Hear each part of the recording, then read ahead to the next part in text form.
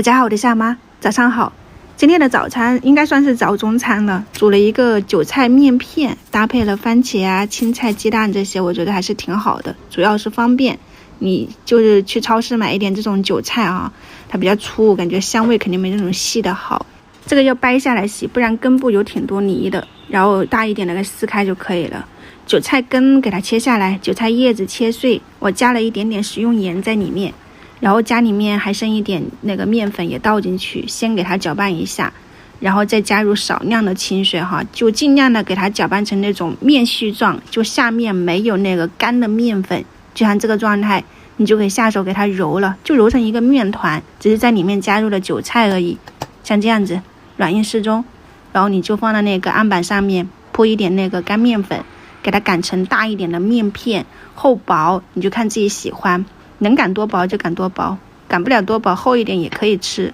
表面记得多撒一点干面粉，不然到时候你给它切成块，它容易堆在一起就粘住了。给它切成条，再切成这种面片，韭菜面片搞定。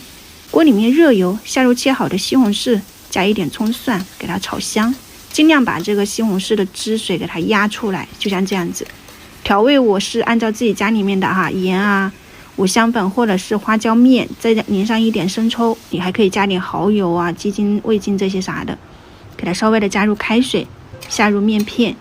煮一会儿啊，这个汤尽量的要多一点，因为它煮着煮着就会比较粘稠。煮的过程中你要准备一个小勺子，试一下这个汤底啊，看看咸淡怎么样。最后我还淋入了3个鸡蛋，然后洗好的青菜呀、韭菜根断生了以后，我们今天的早餐就是这个韭菜面片了，供大家参考一下。9点44分吧，还是9点43分左右煮好的，吃的话也是挺快的。按照我们家小妹的形容的口感，就是它是那种香喷喷的、滑溜溜的，配上这种番茄鸡蛋的汤底，他们还是挺喜欢的。我们大人吃的话呢，可能会觉得不够辣啥的，你就加点辣椒红油在里面，或者是酸菜啥的，这样就搞定了。先开吃了，明天再见，拜拜。